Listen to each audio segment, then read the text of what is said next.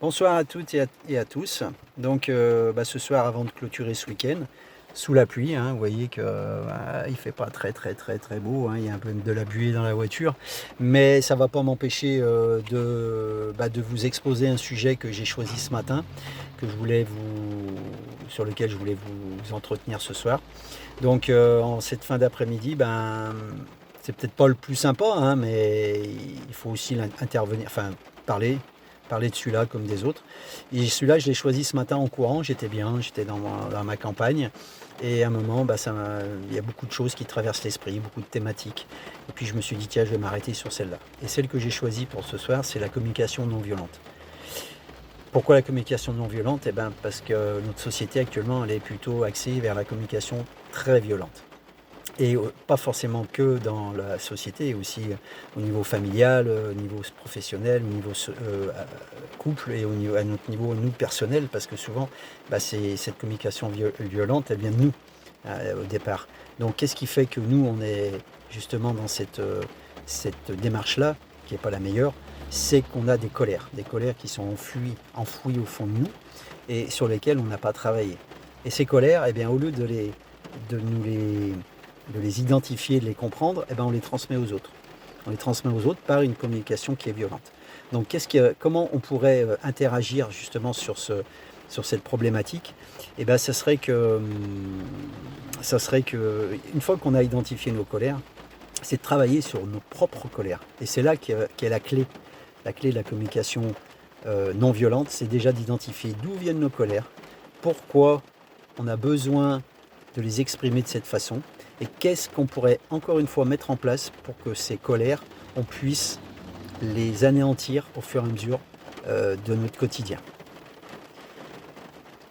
Les colères, elles peuvent venir de plusieurs choses, et notamment des messages qu'on nous envoie. Et les messages nous sont envoyés quelquefois de façon pas très diplomatique, et qui nous font réagir de façon colérique. Donc plus on va les exprimer de façon diplomate, ces colères, plus la personne qui est en face sera moins sur la défensive. Parce que quand on agresse quelqu'un verbalement, forcément en face, la personne est sur la défensive et nous répond aussi de façon violente dans sa réponse. Donc, je vais vous donner un exemple tout simple. Un exemple sur notre vie de couple, par exemple. Un matin, vous vous levez, votre conjointe tout de suite vous agresse au saut du lit en vous disant « Mais qu'est-ce que tu as fait hier? Il y a des billettes partout sous la table, je comprends pas, j'ai fait le ménage, tu fais attention à rien. » Donc forcément, là, comment vous allez répondre vous? C'est pas moi, il n'y a pas que moi qui vis ici, et c'est parti. Et là, on est en train d'enchaîner sur un futur conflit, et on n'est pas du tout là pour ça. Notre couple, on doit le consolider et chercher des solutions à comment on pourrait comment on pourrait améliorer cette communication. Donc, un autre exemple qui est très simple, quel outil je peux utiliser par rapport à ça? C'est pas très compliqué, c'est dans la façon que vous allez exprimer votre requête, de quelle façon vous pouvez exposer le même problème, mais en étant beaucoup plus diplomate. Je vais vous donner l'exemple tout de suite. Je me lève le matin, je vois qu'il y a les miettes sous la table, je vais aller vers mon conjoint tranquillement et puis je vais lui dire dis-moi, est-ce que hier soir c'est toi qui aurais peut-être éventuellement fait tomber des miettes sous la table? J'ai besoin que tu te rendes compte quand même que j'avais fait le ménage et que c'est vachement plus agréable de vivre dans une maison où c'est propre et où ça sent bon et où il fait bon vivre. Donc ce que j'attends de toi, c'est que la prochaine fois tu fasses un petit peu plus attention. Et là, la réponse, elle sera plus du tout la même. Il n'y aura pas d'agressivité. De l'autre côté, la personne va vous répondre aussi avec diplomatie. Elle va vous dire, écoute, il n'y a pas de souci, je m'excuse. La prochaine fois, je ferai très attention parce que c'est vrai, tu as raison. Une maison, il faut qu'elle soit bien entretenue, il faut que ça sente bon et qu'on puisse y vivre de façon très valorisante pour tout le monde. Donc, une maison, si elle est propre, tant mieux. Donc vous voyez un petit peu comment on peut rétorquer avec diplomatie un reproche qu'on a envie de faire à quelqu'un. C'est très simple, mais en même temps, ça paraît très compliqué parce que justement, personne ne peut utiliser cet outil. Et cet outil s'appelle le questionnement. C'est toujours pareil, c'est être dans le questionnement, c'est la question ouverte. Est-ce que tu peux, s'il te plaît, la prochaine fois, faire attention à ne pas faire tomber des miettes sous la table alors que je venais de faire le ménage? Vous voyez? Question ouverte. Dans tous vos domaines de vie, si vous fonctionnez avec des questions ouvertes où les gens peuvent venir s'engouffrer dedans et peuvent s'y sentir à l'aise, parce que s'ils se sentent à l'aise là, à ce moment-là, ils vont vous répondre de façon diplomate aussi, vous avez tout gagné. Mais ça, vous arriverez à le faire que quand vous aurez travaillé sur vos propres colères et les identifier et savoir d'où elles proviennent. Si ça, vous ne le faites pas, il y aura toujours ces excès de colère dans votre façon de vous exprimer. La question, elle doit être ouverte. La question, le débit de votre voix doit être au plus bas possible. Et vous devez toujours faire attention aux mots que vous employez. Parce que les mots ont un sens et il faut vraiment que le mot ne soit pas agressif. Au contraire, qu'il soit doux, qu'il passe bien aussi. D'accord? Donc je vous redonne l'exemple. S'il te plaît, est-ce que tu peux la prochaine fois faire attention à ne pas faire tomber des miettes sous la table? Parce que je ne sais pas si tu as vu, mais c'est vachement agréable d'avoir une maison toute propre. Et hier, j'y ai mis beaucoup de bonne volonté, beaucoup de temps pour que justement on puisse s'y sentir le mieux possible. Voilà. Donc travaillez sur ce genre de questionnement. Quand vous voyez une problématique, quand vous sentez que vous avez des colères qui montent, comprenez d'abord votre colère, travaillez sur votre colère, d'où elle provient. Est-ce qu'elle provient peut-être du voisin? Je me suis engueulé avec lui tout à l'heure, et puis je rentre chez moi, et du coup, comme je me suis engueulé avec le voisin, du coup je parle mal à mon conjoint. Eh ben non.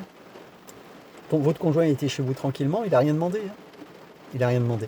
Et c'est pareil pour tous les autres domaines de vie. Souvent on arrive au boulot, on est en colère parce qu'on s'est engueulé avec ses enfants, ou on s'est engueulé avec son mari, et on arrive, tous les collègues de travail y prennent. Ils y sont pour rien.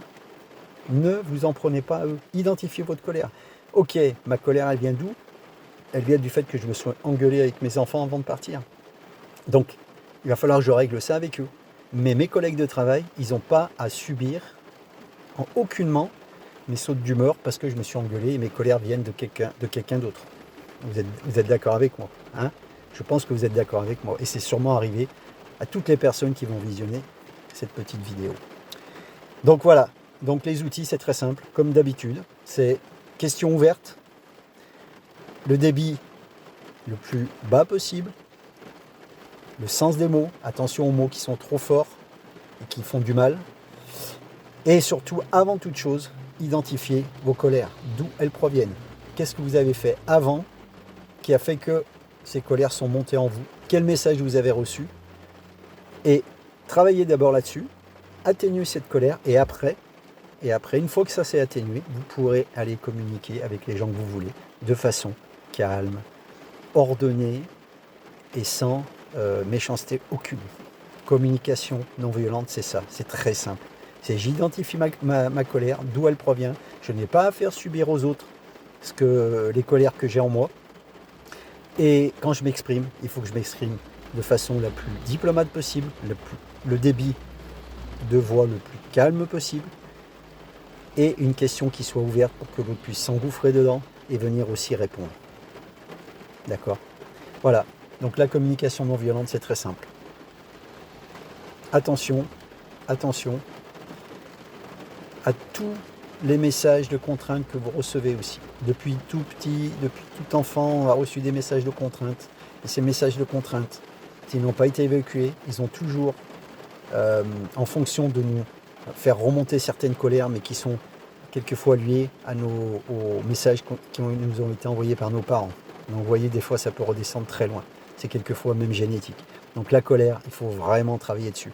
Rappelez-vous, la vidéo d'avant, phase de deuil, il y a la colère.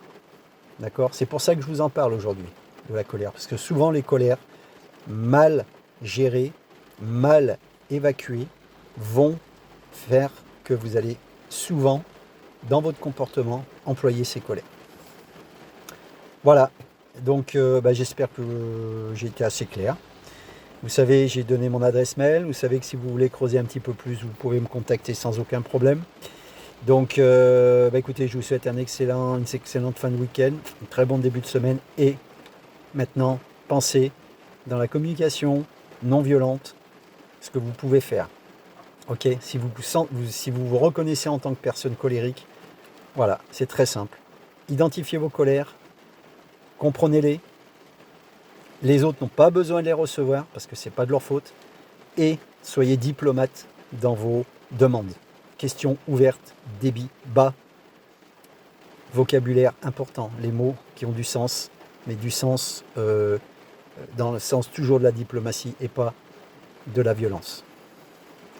Voilà, et bien écoutez, je vous remercie et je vous souhaite une excellente soirée et à bientôt pour une autre vidéo, j'y travaille dessus. Donc j'espère que tous les outils que je vous amène vous servent au quotidien, je le souhaite, et je vous souhaite bon courage parce que le développement personnel, travailler sur soi, c'est jamais facile. Mais ensemble, on va y arriver parce que je suis passionné par ce que je fais et je sais que je peux vraiment vous aider et vous transmettre un tas de valeurs et des principes que vous n'avez jamais eu, mais peut-être que vous n'avez jamais trop su utiliser. Mais maintenant, ensemble, on va le faire. Je vous souhaite une excellente fin de journée et une très bonne semaine. À bientôt.